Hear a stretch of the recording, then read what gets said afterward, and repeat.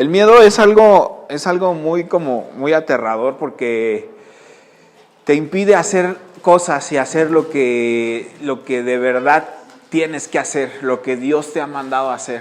Y ahorita que decía Isra, estamos en la etapa, estamos en la edad en donde te puede dar miedo, te puede dar pena, más pena creo yo que miedo, pero ese tipo de cositas muchas veces detienen el plan, ¿cómo decirlo?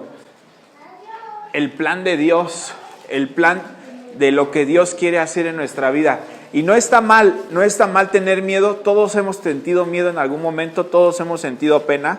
Yo recuerdo cuando era adolescente y me ponían a exponer en las clases y decía, todo menos exponer, ¿no? Porque te da pena ser visto, te da pena hablar en público. Pero una vez que superas ese tipo de retos, después como que fluye la cosa, como que a veces te gusta, te empieza a gustar y dices, pues no está tan feo como yo pensaba, ¿no? ¿Sí o no?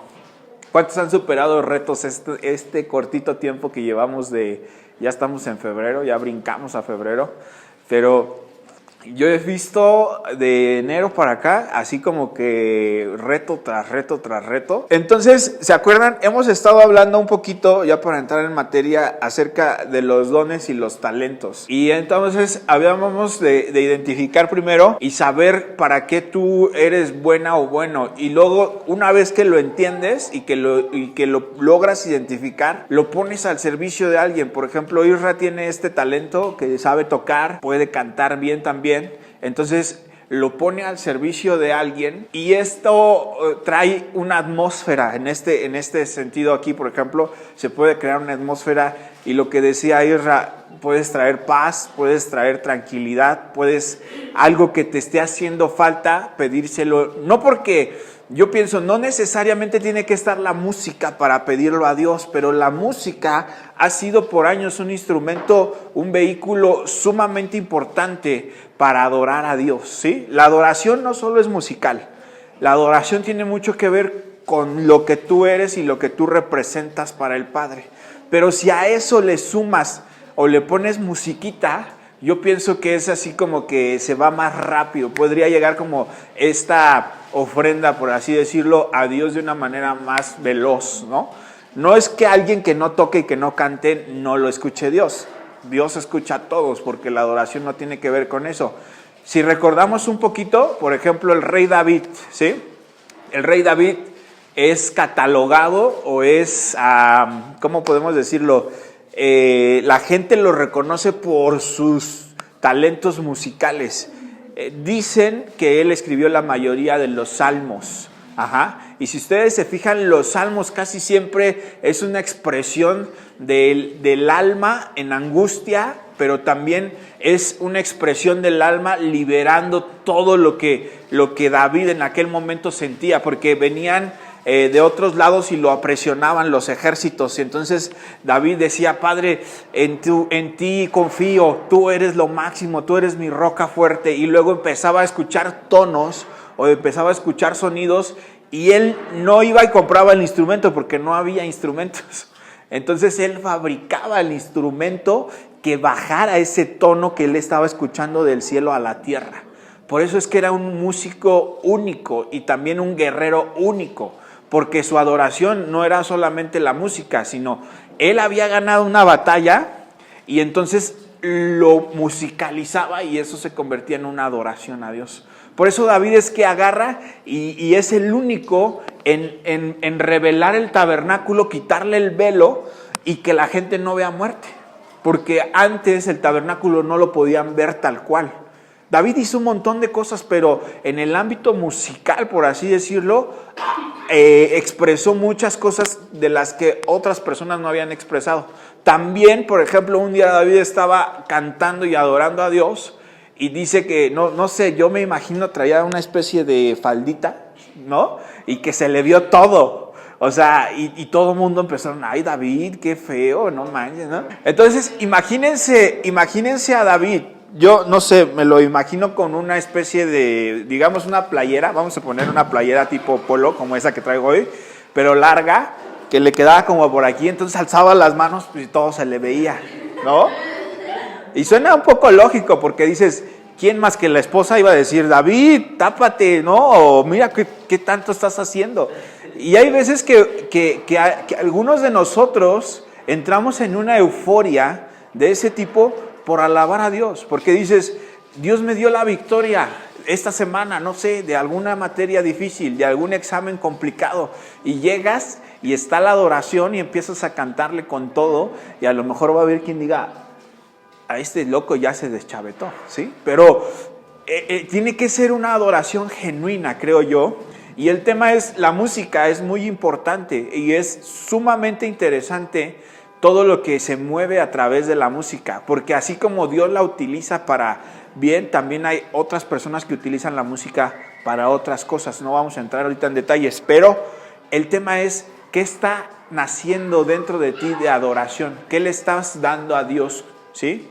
Tenemos que venir cada que venimos aquí con algo para Dios, una ofrenda. ¿Sabes qué, Padre? Te entrego, tenía tanto miedo de hacer esto y mira, ya lo empecé a hacer, aquí está mi ofrenda. Y entonces empieza a subir la adoración a Dios. ¿Sí me explico?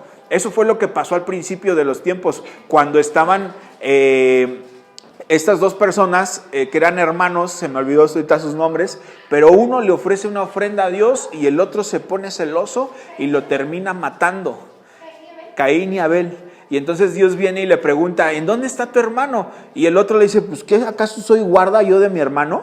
¿Sí? Pero no era más que le dio tal envidia de que Dios había recibido una ofrenda y la otra no, que terminó matando a su propio hermano. ¿Sí me explico? Entonces, cada uno de nosotros estamos produciendo una alabanza, una ofrenda, ¿sí? A lo mejor tú me vas a decir, pero yo ¿cómo? Si nada más me dedico a estudiar, ¿sí? Lo que decíamos, y no me sale bien.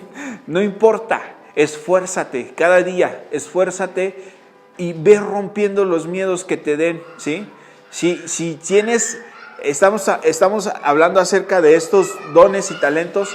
Si tienes un talento y te está dando miedo ponerlo al servicio de alguien por pena.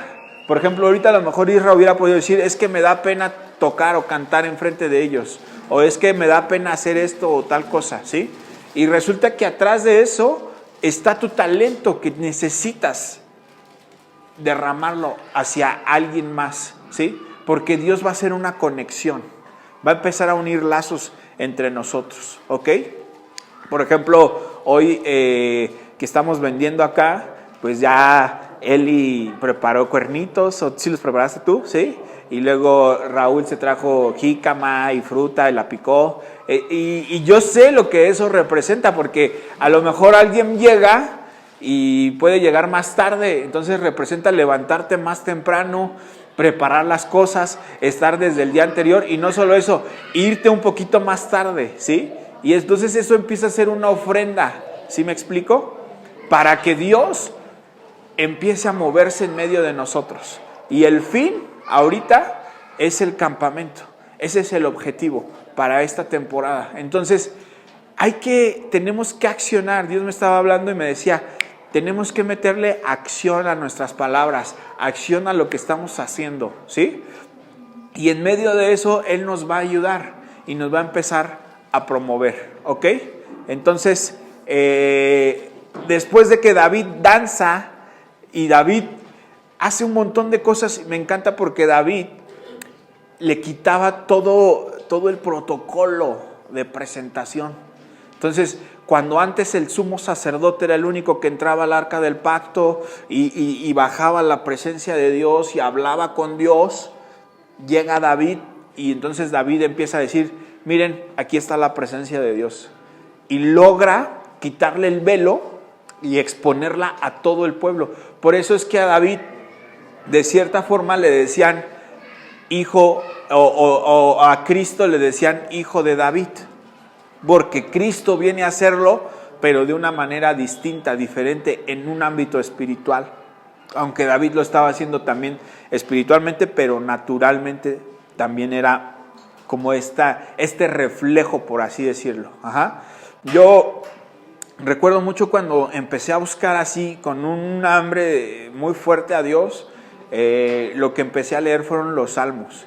Y ahí fue donde descubrí el gran amor de Dios hacia nosotros. Pero, por ejemplo, cuando estés triste o cuando estés, tu alma esté agitada, que no sepas para qué hacer o cómo estés ansioso, así, yo te recomiendo que leas los Salmos, porque ahí está la manera o la mejor forma de cómo puedes acallar tu alma, porque el alma a veces es la que nos impide hacer ciertas cosas.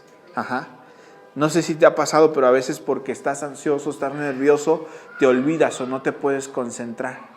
Me decía una de ustedes, una amiguita, no está acá, pero me decía, es que yo soy muy buena estudiante, pero a la hora del examen me matan los nervios, ¿no?